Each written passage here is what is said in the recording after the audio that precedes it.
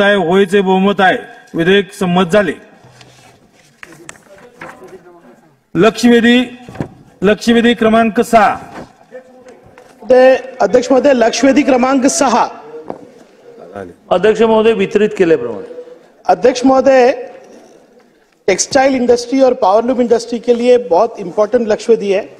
मैं सबसे पहले सम्माननीय चंद्रकांत दादाजी का धन्यवाद करूंगा कि इस लक्षवेधी के रिप्लाई में ही उन्होंने कहा है कि जो नई सब्सिडी यानी कि पावरलूम को 27 एचपी के ऊपर 75 पैसे की सब्सिडी और 27 एचपी के नीचे 1 रुपए की सब्सिडी के मिलने में जो दिक्कत हो रही थी वो ऑनलाइन एप्लीकेशन की थी, वो आपने अट निकाल दी. इसके लिए आपका धन्यवाद. लेकिन मेरे 2 प्रश्न इस पर है.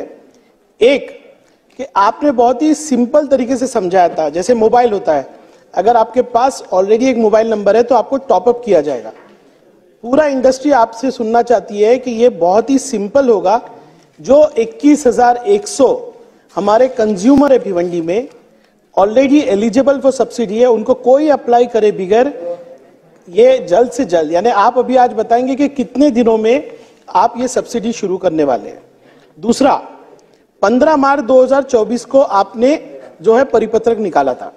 मैंने आज माहिती ली है कि ये जो नई सब्सिडी आप देने वाले हमारे लक्षवेधी के बाद, उसका पर मंथ टोटल आ रहा है 13.5 करोड़. यानी भिवंडी शहर को आप हमारे 21,100 कंज्यूमर को पर मंथ 13.5 करोड़ देने वाले हैं और साल का 160 करोड़ देने वाले हैं. ये जो हमारा नुकसान होगा अगर हमको आप सब्सिडी जुलाई या अगस्त से लगाओगे तो हमको हर मंथ का नुकसान होगा. मेरा आपसे निवेदन है और प्रश्न भी है, क्या ये सब्सिडी आप 15 मार्च 2014 जब आपने परिपत्रक निकाला आपने कहा था इमीडिएटली सब्सिडी मिलेगी, तो क्या तब से मिलेगी क्या? और मैं आपसे कहना चाहूंगा दादा, आपने बहुत अच्छा इनिशिएटिव लिया. आपने कमेटी बनाई, हमने आपको ये कमेटी की रिपोर्ट दी, उसमें से एक सुझाव आपने लिया है, अभी 23 सुझाव बाकी है. दादा, टोटल सब्सिडी जो आ रही है भिवंडी की, ये नई 160 करोड़ और पहले आप जो दे रहे हो वो 700 करोड़ है. लेकिन दादा, हमारा मेन मसला क्या है? दादा, मैं आपको आज ये एनालिसिस देने वाला हूं कि पावर हम कितने में खरीदते हैं. ये जो विधान भवन जहां पर है वहां पर सप्लायर बीएसटी है और हमारे यहाँ पे टोरेंट पावर है. मैं सच बोलता हूं दादा, हमारा पावरलूम का सबसे बड़ा प्रॉब्लम है टोरेंट पावर. और दादा, ये अहमदाबाद की जो कंपनी है टोरेंट पावर, उसने पावरलूम का गला घोटा है. आप देखिए दादा, आज यहां पर जो पावर टैरिफ का रेट है और जो भिवंडी में उसमें 35% का फर्क है. मैं आपको ये पूरा एनालिसिस दे रहा हूं. मैं आपको ये भी दे रहा हूं कि टोरेंट पावर का 2 साल के अंदर अभी करार खत्म हो रहा है. दादा, ये जुल्म जो 2 साल में होगा, तो पावरलूम इंडस्ट्री भिवंडी के अंदर है. पावरलूम इंडस्ट्री को आप रिवाइव करना चाहते हैं. मैं चाहता हूं कि आप और सम्मानीय उप मुख्यमंत्री देवेंद्र फडणवीस जी के प्रेजेंस में हमारी मीटिंग हो और भिवंडी शहर को टोरेंट के साथ साथ एक ऑल्टरनेटिव लाइसेंस ही मिले. मैंने पूरी नोट आपके लिए दादा बनाई है. हमको टोरेंट से बचाइए, यही हमारी मांग है दादा आपसे. दादा, ये पावर हम महंगा खरीद रहे इसलिए इंडस्ट्री बंद हो रही है. सब्सिडी आप और बढ़ा दोगे, लेकिन जब तक टोरेंट पावर खत्म नहीं होगा पावरलूम रिवाइव नहीं हो सकता. दादा, तीसरा विषय जो है, मैं आपको आपका ही 31 अक्टूबर 2023 का पत्र दे रहा हूं. दादा, आपने शिक्षा मंत्री को यह कहा था कि जो भी कपड़ा महाराष्ट्र शासन और टैक्स पेयर के मनी से खरीदा जाएगा वो कपड़ा महाराष्ट्र का होना चाहिए, और जो स्कूल यूनिफॉर्म का 140 करोड़ का टेंडर है वो आपने निवेदन किया था और वो बिल्कुल एकदम रास्त था कि वो पावरलूम कॉर्पोरेशन को दिया जाए. लेकिन आपके ही कैबिनेट मिनिस्टर ने आपकी एडवाइस नहीं मानी, हमारी मानी नहीं, आंदोलन नहीं सुना और उठाकर ये कपड़ा एक कंपनी को दे दिया. दादा, मैं सैंपल लाया था, लेकिन मैं यहाँ तमाशा नहीं करना चाहता हूं. मैं आपको सिर्फ वो सैंपल दूंगा, आप उसकी एनालिसिस कीजिए, क्योंकि पावरलूम कॉर्पोरेशन ने उसके निकष बनाए थे, उसके स्पेसिफिकेशन बनाए थे. आज चीफ मिनिस्टर के हाथ में यूनिफॉर्म दिया, बहुत अच्छा यूनिफॉर्म दिखाया गया. दादा, वो कपड़ा पूरा गुजरात से आया, सिर्फ बिलिंग इच्चल करंजी में हुई. दादा, हम लोग को अगर 140 करोड़ का काम मिलता भिवंडी के पावरलूम में मालेगांव के पावरलूम में, शोलापुर में, नागपुर में वो कपड़ा बनते हुए दिखता। महाराष्ट्र में कहां बना वो कपड़ा दादा? इस तरह से अगर हमारे टैक्स पेयर का पैसा गुजरात जाता होगा तो ये इंडस्ट्री कभी रिवाइव नहीं हो सकती। दादा मेरे 3 ही प्रश्न है। नंबर 1, एडिशनल सब्सिडी जो आप दे रहे हो, जो हर महीने की 13.5 करोड़ है, वो आप 15 मार्च 2024 से लागू करेंगे क्या? दूसरा, ये एकदम सिंपल होगा क्योंकि आप जानते हैं बाबू लोग जो है ना दादा, आपके सामने आपके सेक्रेटरी ने ये कहा था कि मैं होने नहीं दूंगा। ये बाबू लोग हमारे पैसे पे घूमने विदेश जाते हैं, इन्होंने ये सब्सिडी लागू होने नहीं दी। दादा आप बताइए, बिना कोई एप्लीकेशन जिसको सब्सिडी मिल रही है उसको सब्सिडी मिलेगी क्या? दूसरा मेरा प्रश्न है, क्या भिवंडी को आप टोरेंट पावर से निजात देंगे?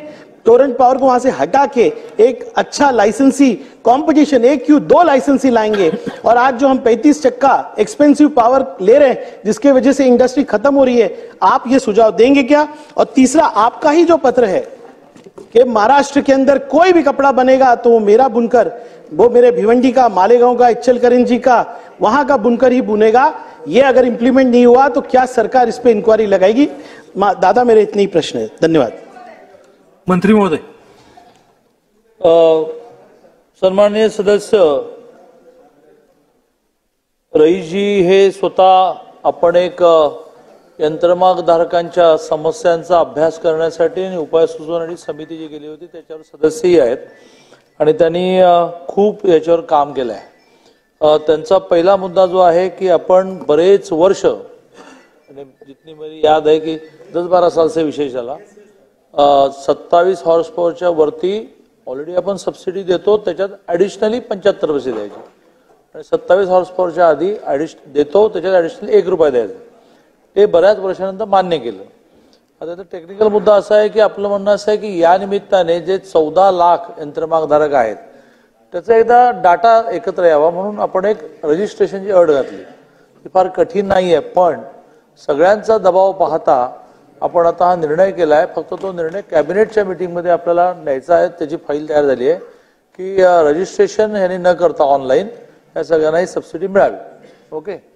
दूसरा मुद्दा है कि 15/3/2004 को यदि नोटिफिकेशन निकला है तर तेव्हापासून मिळावे, तर तेव्हापासून मिळेल। त्यामुळे तो मुद्दा करतो। हे दोन्ही विषय त्यांचे पूर्ण संपले। सध्या कॅबिनेट वर योजना ज्या घोषित केल्या आहेत आपण बजेटमध्ये त्याचा इतका लोड आहे तर आज कॅबिनेट असूनही फाईल मूव्ह होईल की नाही मला माहित नाही, पण हे 100% की यापुढे यांना रजिस्ट्रेशन ऑनलाईन करावं लागणार। आता हा जो टोरेंटचा विषय जो मध्ये मी भिवंडीला प्रवासाला गेलो असताना मलाही जाणवला, परंतु तेच मान्य करतायत की अजून 2 वर्षाचं त्यांचं ॲग्रीमेंट शिल्लक आहे। मध्येच आपण काही करायला गेलो तर त्यातून नवीन लीगल कॉम्प्लिकेशन, नवीन कायदेशीर अडचणी निर्माण होतील। त्यामुळे हा विषय आतापासून लावून धरू आणि मग ठीक आहे टोरेंट देणारच आहे, त्यांना टोरेंटची घ्यायची ते टोरेंटची घेतील, जे टाटाची घ्यायची टाटाची घेतील, असं ऑप्शन, उस ऑप्शन को भी रखेंगे।